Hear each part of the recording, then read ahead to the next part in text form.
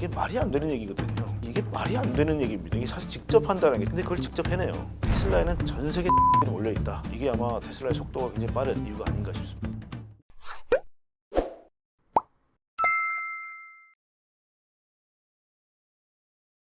테슬라는 조롱도 많이 받았지만 지금 와서 생각해보면 그래도 빠른 시간에 잘 만든 편인 것 같아요. 소위 말하는 테슬라 타임, 뭐 일론 머스크의 뭐 타임 이런 것들이 뭐냐면 왜 약속을 했는데 그때 안 맞춰? 라는 이제 이건 대부분 투자자들의 불만이에요. 왜냐하면 야 내가 생각했던 연도가 됐을 때 그게 됐으면 내 주가가 지금 얼마일 텐데 그거 못했기 때문에 이거밖에 못 왔어라는 약간 불만이 있는 건데요. 이게 기술단으로 들어가면 이게 달라집니다. 이게 결국 자동차 업체들한테 너 2년 만에 자율주행 완성해봐. 이건 완전히 불가능이에요. 슈퍼컴퓨터 만들어봐. 자동차 업체한테. 이건 불가능입니다.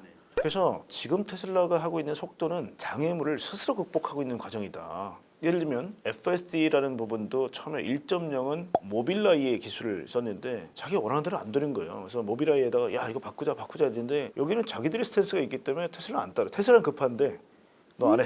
2.0 엔비디아하고 가자. 근데 엔비디아가 한참 하고 있는데 블록체인, 그다음에 비트코인이 갑자기 확 날아오르면서 채굴 때문에 뭐 GPU가 다 그쪽으로 매달리니까 테슬라를 위한 뭔가의 변화가 안 된 거죠. 그리고 가격이 너무 비싸졌어요. 야 그럼 직접 한다. 그래서 사실 이게 말이 안 되는 얘기입니다. 이게 사실 직접 한다는 게 자동차 업체가 컴퓨터를 직접 만들겠다는 건데 근데 그걸 직접 해내요. 텍사스 오스틴에 있는 삼성전자 파운드리 공장에서 FSD 3.0을 직접 만들어주고요. 이걸 디자인했던 게 반도체계의 최고의 슈퍼스타인 짐 켈러라는 사람이에요. 와서 테슬라 반도체를 직접 또닥또닥 만들어버립니다 그냥. 그러니까 이런 과정을 밟으면 야 너 왜 약속 안 지켜서라고 비아냥거릴 수가 없는 게 장애물을 스스로 다 개척하면서 가요. 근데 이제 내년도가 되면 또 FSD 4.0이 나옵니다. 이게 TSMC 7나노 공정을 이용해서 만들겠다는 건데요. 이 내부에 이 장착하는 FSD는 자체로 만들었는데 다른 데 아웃소싱을 주고 이 클라우드를 쓰려고 하다 보니 자기들의 특화되어 있는 클라우드가 아닌 거고요. 이용료가 너무 비싸요. 그리고 이 슈퍼컴퓨터가 너무 느려요. 그러니까 못 견디게 돼서 결국 슈퍼컴퓨터도 우리 자체 개발해! 했던 게 이 도조 프로젝트입니다. 이번에 아마 AI 데이 때 굉장히 소상한 내용들을 밝혔는데 칩서부터 쉽게 말하면 1초에 100경분을 연산하는 어마어마한 급의 헥사팟이라는 것까지 모두 풀라인업을 테슬라가 직접 만들어버려요. 그러니까 이걸 보면 테슬라 타임이라는 게 그 과정 속에서 요소를 보면 정말 두려울 정도로 스스로 장애물을 개척하는 과정들을 보여줍니다. 그럼 머스크의 힘인가요? 아니면 테슬라라는 회사 자체의 문화인가요?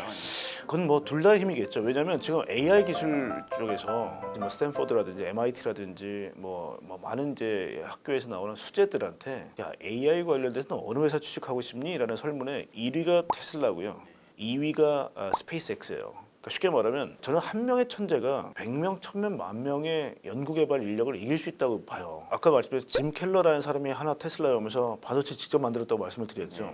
사실 이게 말이 안 되는 얘기거든요. 근데 미국은요 실제 그렇습니다. 이런 부분이 가장 저희가 부러운 게 테슬라에는 전 세계 천재들이 몰려있다. 특히 이번에 AI 데이터 발표자가 4명이 있었는데 그중에 2분이 인도 분이셨어요. 전 세계 천재들이 테슬라에 모이고 있다. 이게 아마 테슬라의 속도가 굉장히 빠른 이유가 아닌가 싶습니다. 근데 머스크가 그 비트코인에 꽂혔을 때 오히려 CEO로 리스크가 더 크다는 주장도 가끔 이제 근데 그것도요 깊이 가보면요 테슬라의 이 일론 머스크는 타임 테이블을 상당히 멀리까지 보고 있는 사람이에요. 그러니까 일론 머스크는 계속 시간마다 얘기하는 게 뭐냐면 우리보다 더 똑똑한 해커가 우리의 플릿을 공격하는 게 제일 두렵다라는 얘기를 계속 해왔단 말이에요. 그 얘기는 뭐냐면 자율주행차를 사이버 어택을 해서 전 세계에 있는 테슬라의 플릿을 만약에 조작할 수 있는 천재가 나타난다면 이건 다 끝이다.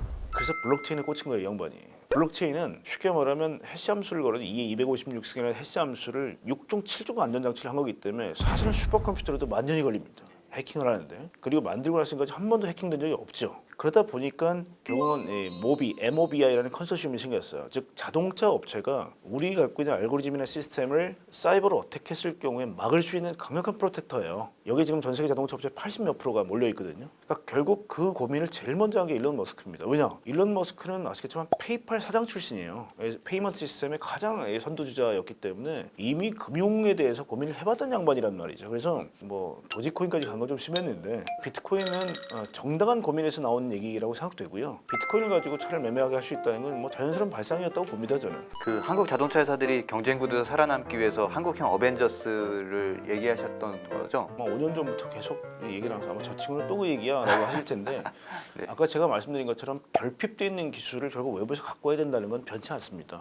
말씀드린 게 5년 전인데 지금도 느려요. 대한민국의 지금 국제훈련 자동차 업체는 아쉽게도 딱 하나 남아 있습니다. 현대기아. 그러니까 현대기아가 결국은 글로벌리 900만 대 이상의 캐파를 가지고 있는 회사로서 연구개발이 어느 정도 완성돼서 글로벌 공장에 이 기술들을 빨리 뿌리지 않으면 아까 말씀드렸지만 플레이어들이 너무 많습니다. 지금 이게 우리가 주춤하게 되면 다른 데 잡아먹히는 구도이기 때문에 속도전입니다. 지금은. 근데 현대자동차 남양연구소에 있는 분은 전부 다 기계공학과 내지는 자동차공학과 출신들이세요. 이분들한테 슈퍼컴퓨터를 만들어라, 소프트웨어 빨리 잡아 코딩해라, 불가능합니다. 그리고 삼성전자나 제가 LG나 많은 대기업들 그들이 가지고 있는 요소 기술을 또 활용하는 데 있어서 답답함이 있어요. 즉 우리는 기술을 가지고 있는데 써주지를 않는다는 거예요. 기술을 가진 자와 사용해야 되는 자가 둘 다 한국에 있는데 현대는 또 다른 데서 찾고 있죠. 자동차의 핵심은 도대체 누가 만드냐, 이 부가가치는 누가 갖고 가는 거냐에 대한 고민을 할 수밖에 없습니다. 현대도. 그래서 결국은 나중에 각자의 어떤 식탁을 차리겠지만 처음에 대한민국이라는 큰 어떤 이제 이 흐름을 본다면 기술이 융복합을 해야 돼요. 지금 이 자율주행, 오프라인의 로보타이제이션화,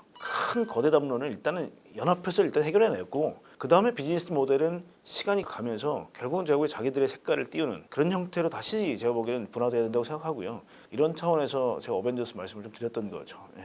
그럼 이제 투자자들 입장에서 모빌리티 산업에서 어떤 거 위주로 좀 공부를 시작하셔라라고 조언하신다면 뭐예요? 케이스를 다 공부하셔야죠. 네. 그러니까 예를 들면 전기차만 보신 분들이 실기하시는 거는 자율주행이에요. 항속거리하고 초기 토크, 예를 들면 그런 성능, 동적 성능에만 주목한다면 전기차만 집중하겠죠. 근데 오버디어가 안 되면 안 살 거다라는 게 전기차 성능도 뛰어난데 이 전기차의 각종 문제들이나 소프트웨어 업데이트를 전부 다 우리가 공장에 입고해서 다시 수리를 받아야 된다 그러면 일단 귀찮겠죠, 그죠?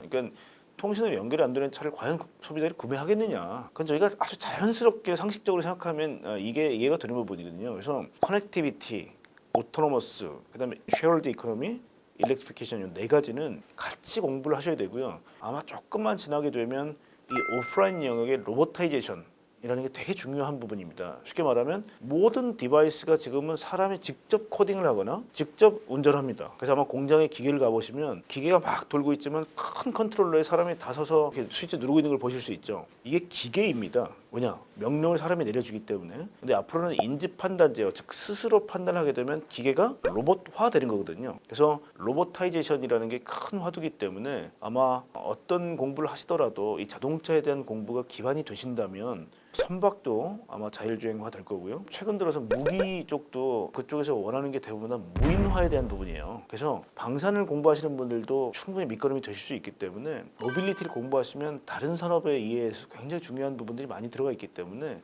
전 제일 좋은 선생님이 모빌라이하고 테슬라라고 생각이 됩니다. 왜 우리가 테슬라의 오토노미 데이 때 그렇게 열광을 하고 배터리 데이 열광하고 또 이번에 AI 데이 열광을 하냐면요. 이렇게 자세히 가르쳐주는 선생님들이 없어요.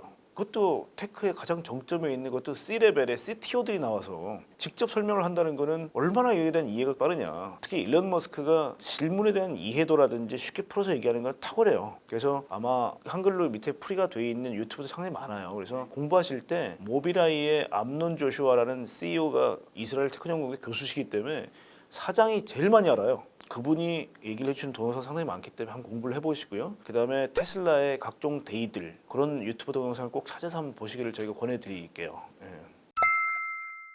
네, 오늘은 모빌리티 산업에 대해 이야기를 나눠봤습니다. 다음 시간에도 고 센터장님과 함께 모빌리티 기업 전망에 대해 얘기해 보겠습니다. 노이터 여러분 오늘도 도움되셨다면 구독, 좋아요, 알림 설정 부탁드리겠습니다. 감사합니다.